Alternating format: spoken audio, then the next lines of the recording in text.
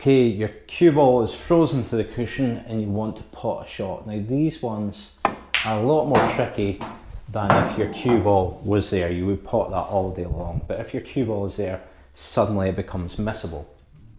So what do we do when we've got a shot like this? Well, there's a few ways to make it easier.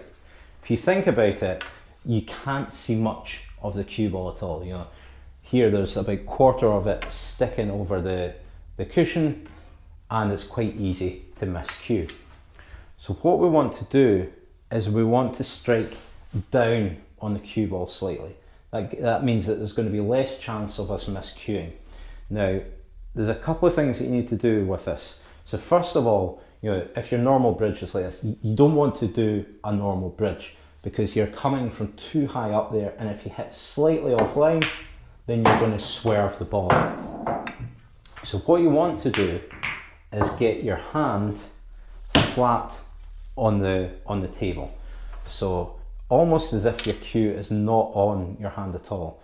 You can do it like this. So I'm elevating it very slightly. It's just on the edge of my thumb. I'm just keeping it off the wood. Now then, we want to raise our backhand slightly. So instead of our cue being level like that, we're raising it a bit like this. So this will stop us from miscuing. The next thing is you need to hit that ball in the middle. It's so hard to play with side off a cushion, swerves all over the place. So really important thing is to hit the cue ball right in the middle. So you want to stay down in your shot. You want to keep everything still.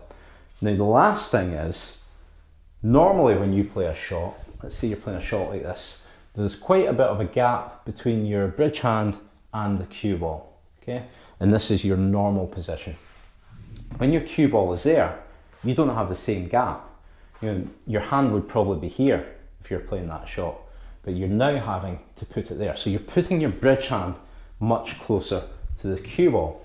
Now, if you do that and keep your backhand at its normal position, then you're creating a lot more length in the cue than what you're used to, and this makes it quite difficult to control.